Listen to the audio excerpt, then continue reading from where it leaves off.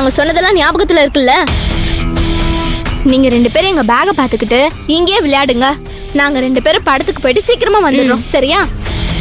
சரிக்கா. வா வித்யா போலாம்.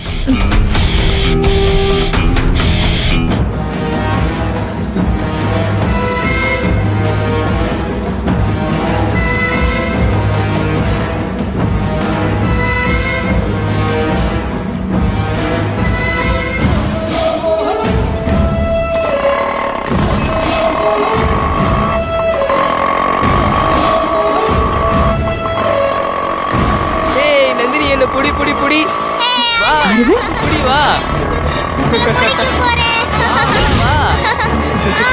நந்தினியும் இருக்கா?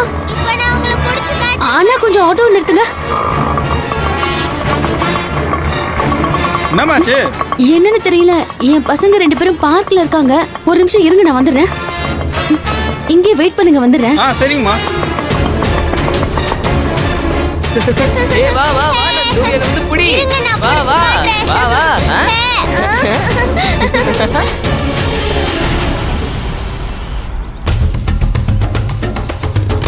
ஏய் அரவிந்த், நந்தினி புடி. ஐயோ அம்மா வந்துட்டாங்க. இப்போ என்ன பண்றது? அதான் எனக்கு ஒண்ணும் புரியல நந்து.